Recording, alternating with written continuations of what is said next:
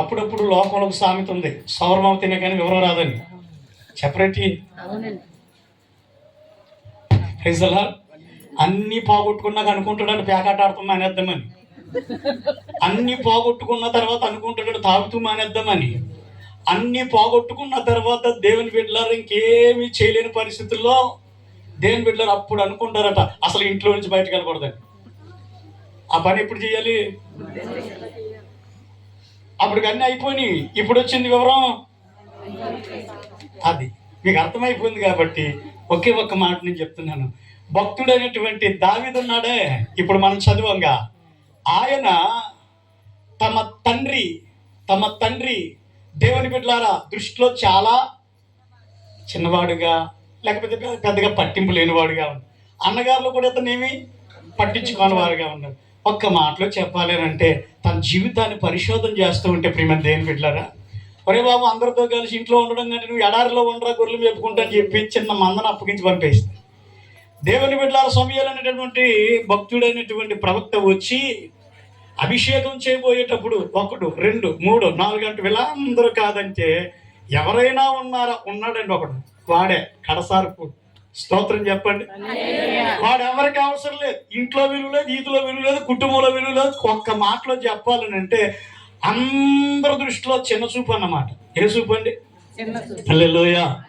అందుకే నేను ఒక మాట చెప్తున్నాను, అలాంటి వాడు ఎడారిలో ఉన్న, ఇంట్లో ఉన్న, వీధిలో ఉన్న, ఎక్కడున్న, క్యారేజీలు పట్టుకెళ్తూ ఉన్నా కూడా ఒక్క పని చేసి కూడా యెహోవాయే నాకు ఆధారం. బాబు కీబోర్డ్ ఒకసారి ఉండాలి. యెహోవాయే నాకు ఆధారం. ఏ దారం? గట్టిగా చెప్పండి. నేను పండుకొని నిద్రపోయి ఏం చేస్తాను? దేని బిడ్డలారా మేలుకుంటాను. అంతేకాదు 10,000 మంది దండెత్తి నా మీదకి వచ్చి మోహరించి నన్ను ఎవ్వరికి భయపడ. ఇంట్లో ఉన్న వాళ్ళు చెప్తారు ఈ మాట, బలసూర్లుగా ఉన్న అన్నగారు చెప్పట్లేదు ఈ మాట, కన్న తండ్రి చెప్పలేని మాట. ఎడారిలో ఒంటరిగా దేవుని ఏకాకిలా ఉన్నవాడు చెప్తున్నాడు. ఎవరి మీద ఆధారపడి? దేవునికి స్తోత్రం చెప్పండి. మీకు చిన్న మాట అర్థం అవ్వడం కోసం చెప్తున్నాను వినండి. అలాంటి ఇతడు అంటాడు యెహోవాయే నాకు ఆధారము అంటున్నాడు. దేవునికి స్తోత్రం. ఈ లోకంలో మనుషుల్ని మనం కానీ పరిశోధన చేస్తే కొంతమందికి వాళ్ళ జ్ఞానమే వాళ్ళకి ఆధారం. వింటున్నారా? కొంతమందికి వాళ్ళ బలమే వాళ్ళకి ఆధారం. కొంతమంది నోటు మాటతో బతికేస్తారు, వాళ్ళ మాట తీరుగా వాళ్ళకి ఆధారం. మరి కొంతమంది ఏడు తెలుసా దేని బిడ్డారా? కులాన్ని ఆధారం చేసుకుంటారు, ధనాన్ని ఆధారం చేసుకుంటారు, జ్ఞానాన్ని ఆధారం, మనుషుల్నే ఆధారం చేసుకుంటారు. కానీ దావీదట ఎవరిని ఆధారం చేసుకోకుండా ఒకే ఒక వ్యక్తిని ఆధారం చేసుకున్నాడు. సృష్టికర్త, సర్వోన్నతుడు, సర్వంతర్యామి, సర్వవ్యాపి, నిత్యుడు అయినటువంటి మహాదేవునికి హృదయంలో చోటిచ్చాడండి. హృదయంలో చోటిచ్చి దేవుని ఆరాధిస్తూ ఉంటే దావీదుకి ఇచ్చినటువంటి గుడ్ నేమ్ ఏడు తెలుసా? ఒక అద్భుతమైనటువంటి దేవుని బిడ్డలారా అతని గురించి ఇచ్చిన సాక్ష్యం ఏడు తెలుసా? దావీదు నా హృదయానుసారుడు. ఏ సారుడు? అది గట్టిగా చెప్పండి. నూరారా చెప్పొచ్చుగా, నవ్వుతూ చెప్పొచ్చుగా, సంతోషంగా చేతులెత్తి మరీ చెప్పొచ్చు. ఏ సారుడు? హృదయానుసారుడు. ఉదాహరణకి ఈ మాట చెప్పొచ్చు, పైకి మీరు మాత్రం అయ్యారు వందనం లోపల ఏదో ఉండొచ్చు, నాకేం తెలుసు. స్తోత్రం చెప్పరు గట్టిగాని. హల్లెలూయా. పైకి నవ్వునంత తేలిగ్గా లోపల అంత తీవ్రత ఉండదు. సంతోషం కనపడదు, లోపల ఏదో ఉంటుంది, అది మాత్రం ఆయనకి తెలుసు. హల్లెలూయా. కానీ ఆ హృదయాన్ని చూస్తున్నవాడు ఎవరు? చెప్పాలి దేవుడే. దేవునికి స్తోత్రం. ఆయనకు తగ్గట్టుగా, ఆయనకి ఇష్టమైనట్టుగా, ఆయన కావలసినంతగా దేవునికి దగ్గరగా ఉన్నాడండి. ఎవరు? దావీదు. అలాంటి వాడిని తీసుకొచ్చి పెంట కుప్పల మీద నుండి ఎక్కడ పెట్టాడట? సింహాసనం ఎక్కించాడు. అందమైన బాల్యమంతా అరణ్యాలు పాలైన దావీదు నీ దయతో రాజాయగా. అందమైన బాల్యమంతా అరణ్యాల పాలైన దావీదు నీ దయతో ఏమయ్యాడట? నీకే తండ్రిగా మార్చిన, స్తుతించిన నీరునమే తీరునా ఒదిగిపోతానయ్యా యేసయ్యా, ఒదిగిపోతానయ్యా యేసయ్యా, ఒదిగిపోతానయ్యా. నా మీద నీవు చూపు ప్రేమకై కళ్ళు చెమ్మగిల్లేనయ్యా. నా చూపు ప్రేమకై కళ్ళు చెమ్మగిల్లేనయ్యా. హల్లెలూయా. దేవుని దయతో రాజా అయ్యాడట. ఎవరైనా ఎందుకు అయ్యాడు చెప్పండి. ఇప్పుడు మనం ప్రారంభ వచనానికి వచ్చేది అక్కడికి, యెహోవాయే నాకు మనకి కొన్ని రకాల దారాలే తెలుసు కానీ చెప్పరు గట్టిగాని ఇది పేకదారం అండి, ఇది ఈ దారం ఆధారం కాదు. దేవుణ్ణి ఎలా చేసుకున్నాడు? ఆధారం. హల్లెలూయా.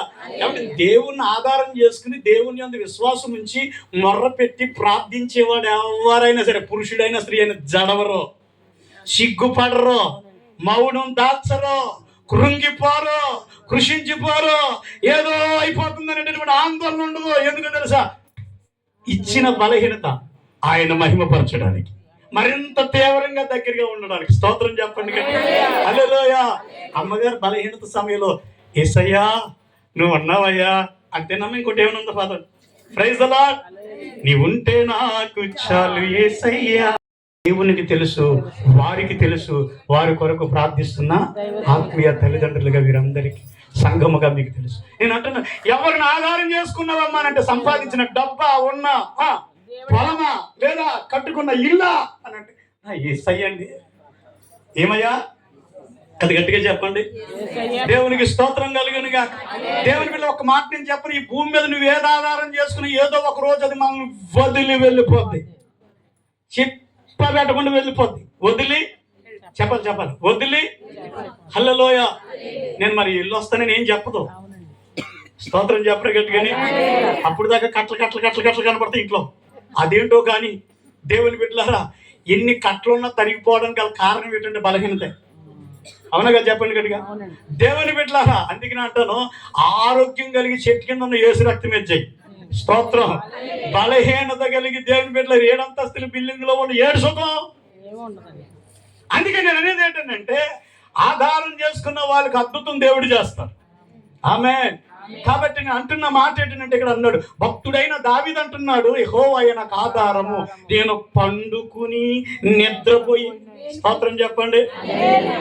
బా ఈ రోజు నేను అంటున్నాను, దేని మీద చాలా మంది అనుకుంటారు అద్భుతమైన యేసూరం అండి, మంచి కార్ అండి, మంచి ఫ్లైట్లో తిరుగుతున్నాడు. అసలు నిద్రే పట్టదు వాళ్ళకి. వాడు ధన సమృద్ధి చేత వారికి నిద్ర పట్టకుండానే ఉంది. కష్టపడి కూలి పనికి వెళ్ళి పోతాడు, చక్కగా ఇంటికి వచ్చేటప్పుడు కూలి పని జేబులో పెట్టుకుని వెళ్ళి ఇంటికి వెళ్ళాక కాస్త వేడివేడిగా స్నానం చేసి వేడివేడిగా కానీ మితికి లోపలేసి కొరకెత్తి మరి నిద్ర. ఎందుకు నిద్రపోతున్నావు రా బాబు అని అడిగితే వాడు అంటాడు, స్తోత్రం, ఏ రోజుకి ఆ రోజు నాకు సమృద్ధి దేవుడు ఇస్తున్నాడు. పని చేయడానికి ఓపిక ఇచ్చాడు, తినడానికి తిండి ఇచ్చాడు, కట్టుకోవడానికి ఉండడానికి నేను ఇచ్చాడు. ఎక్కువ ఉండుంటే వాటిని కాపాడుకోవడానికి ఆలోచిస్తున్నద్దరే ఆస్తి ఎక్కువైన పరిస్థితులు కూడా అట్లాగే. స్తోత్రం కలుగునుగా. దగ్గరగా చెప్పండి. దగ్గర మాటలు చెప్పి నేను ముగిస్తాను, మీకు అర్థం అవడం కోసం ఈ మాట చెప్తున్నా. హల్లెలూయా. కాబట్టి ప్రభునందు ప్రియమైన దేవుని బిడ్డలారా, భక్తుడైనటువంటి దావీదు ఒకప్పుడు ఎట్లాంటి వాడయ్యా అనంటే, మనకు తెలుసు గొర్రెల దుడ్డులో గొర్రెలను కాసుకునేవాడు. కానీ ఇప్పుడు ఎందుకు రాజు అయ్యాడనంటే ఎవరిని ఆధారం చేసుకున్నట్ట? నేను అంటున్నాను, మరలా చెప్తున్నది, యెహోవాని ఆధారం చేసుకుని దేవుణ్ణి ఆధారం చేసుకున్న వారు, దేవుని బిడ్డలారా, వాళ్ళకి అప్పులు ఎన్నైనా ఉండొచ్చు, కానీ వాటన్నిటి నుంచి విడిపించడానికి నా దేవుడు మార్గాలు విశాలపరుస్తాడు. హల్లెలూయా. హల్లెలూయా. అప్పులు ఎంతైనా ఉండొచ్చు.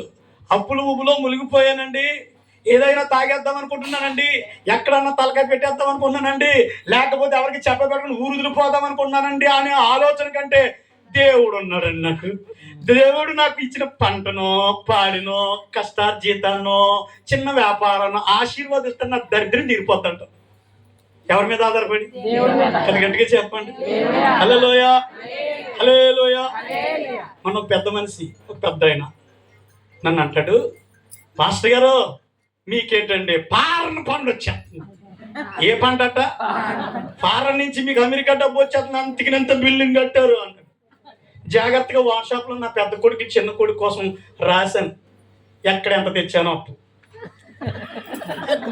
అరే బాబు, ఎదిగొస్తున్నారు కనుక మనం సోకులు చేయడం కాదు, దేవుడు తినడానికి తిండి, కట్టుకోవడానికి బట్ట, ఉండడానికి, నీడ తిరగడానికి మంచిగా అన్ని సదుపాయాలు ఇచ్చాడు కనుక ఒకటే చెప్తాను, ఈ పాటి అప్పు యేసునామములో తీర్చబడేటట్లుగా మీరు కూడా ఏమండి కష్టపడండి. ప్రైజ్లో ఏదో చిన్న జాబ్ వచ్చింది అక్కడ ఉంటున్నాడు అనుకోండి, అయితే ఒక మాట నేను చెప్తున్నాను, పెద్దవాడికి చిన్నవాడికి వాట్సాప్లో పెట్టి మంచిగా ఇచ్చేసాను, అదే తీసి చూపించాను ఆయనకి. ఎంత ఉందా మరి ఉండదు. ప్రైజ్లో హల్లెలూయా. దేని బిడ్డ దాన్ని కవర్ చేయడానికి ఆయన ఉపయోగించినటువంటి టైటిల్ ఏంటంటే, ఇంకేంటండి చిన్న పెద్దలకు జాబ్ వచ్చిందా, చిన్నలకు కూడా జాబ్ కూడా అనుకో అలా తీరిపోతే స్తోత్రం చెప్పండి. ఆ మాత్రం నాకు వెళ్తేటి అని నీ చేత నేను చెప్పించుకోవడానికి ఏంటి వ్యవహారం అంతా. Praise the lord. మీకు అర్థమవుతుందా పిల్లరా? దేవుడు మనకి ఇవ్వబడినటువంటి అవకాశాన్ని మనము వినియోగించుకుని దేవునికి దగ్గరగా ఉండి దేవునికి ప్రార్థన చేస్తూ దేవుని సన్నిధిలో దేని బిడ్డలారా మనం కాస్తంత మొర్ర పెడుతూ ఉంటే ఆయనకి ఇష్టమైనట్టుగా జీవిస్తూ ఉంటే ఒక్కొక్క మార్గం విశాలం అంతే. ఎవరిది అన్యాయంగా చూసుకోమని చెప్పడం అవును, అంతే కదా. Praise the lord. ఆయన ఇచ్చే గైడెన్స్ ఏంటంటే, నీకున్న దాంతో నువ్వు తృప్తి పొందు, నీకున్న ప్రతి అవసరత తీర్చేవాడిని నేనే. ఆమె గనుక దేవుని బిడ్డలారా ఈ రోజు నేను చెప్తున్నాను, దేవుని మహాకృపను బట్టి ఈ రోజు వరకు కూడా వెళ్ళి అయ్యా మేము ఏదో మందిరం కట్టుకుని మీరు ఏదైనా సహకరించండి అనే వ్యవహారం ఏమీ లేకుండా ఎవరి వైపు చేతులు చాపనవసరం ఆయన వైపే చేతులు చాపుతుంటే సమయోచితంగా తన పని తను జరిగించుకుంటూ ఉన్నాడు. ఈ నెల 27వ తారీఖున ఓపెనింగ్ కూడా పెట్టడం జరిగింది.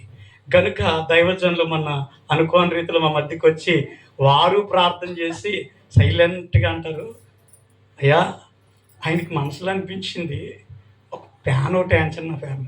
అయ్యా మీరు వేయించడం ఏంటంటే, నేనే మా సన్నిధిలోకి వచ్చి వాక్యం చెప్పి మీరు ప్రార్థన చేసి వెళ్ళినప్పుడు నేను కానుకోవాలి.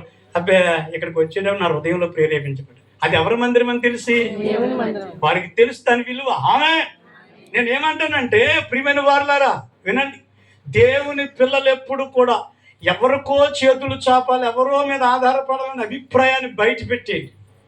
దేవుని మీద ఆధారపడండి, ప్రార్థన చేయండి, మీరు ఎరుగని వారి చేత మీకు సహాయం పంపిస్తారు. హల్లెలూయా. ఏమండి ఆయన అంత గొప్ప దేవుడు అంటే. అయ్యగారు చక్కగా అనేక సంగతులు చెప్పిన, పాటలు పాడుతున్న, భోజనం కూడా లోనకి వెళ్ళిపోయింది. కాబట్టి ఇప్పుడు వెంటనే ఏమొస్తుంది, పాటలు అంటే కొంచెం సౌండ్లు ఉంటాయి కాబట్టి కొంచెం కునుకొచ్చిన మెలకు వస్తుంది. కానీ ఇప్పుడు వాక్యం అనగానే ఏమొస్తుంది, వచ్చేస్తుందా? మంచిది. ఎవరు పడుకోవద్దు, సమయం అవుతుంది, ఇంకొద్ది నిమిషాలు ఉంటే మనం ముగించుకుని వెళ్ళిపోదాం. కాబట్టి ఎంతో చక్కగా సాక్ష్యాన్ని కూడా మనం విన్నాము, దైవజనుని వాక్యాలు కూడా మనం విన్నాము. అయ్యగారు ఒక మంచి మాట చెప్పారు, ఎన్ని శ్రమలు వచ్చినా మనం ఎవరి వైపు చూడాలంటే దేవుని వైపు. ఎవరిని ఆధారంగా చేసుకోవాలి? శ్రమ వచ్చినప్పుడు కృంగిపోకుండా అయ్యగారు ఒక మాట చెప్పారట, శ్రమ వచ్చినప్పుడు ఏం చెప్పాలంటే, శ్రమ రానే వచ్చావు, వచ్చినప్పుడు ఏదో తెచ్చే ఉంటావు, తెచ్చిందేదో ఏమనాలట, ఇచ్చి వెళ్ళిపో. మీరు అన్నారు ఎప్పుడైనా? చెప్పండి, అన్నారా? అన్నారు. కన్నీరు ఒకవైపు, బాధ ఒకవైపు, పాస్టర్ గారు ఒకవైపు, విశ్వాసులకు కనిపించిన ప్రతి ఒక్కరికి కూడా ఏం చెప్తాము, ప్రార్థన చేయండి, ప్రార్థన చేయండి. మంచిదే, ప్రార్థన బలం ఉండాలి. కానీ అన్నిటితో పాటు మనకి విశ్వాసం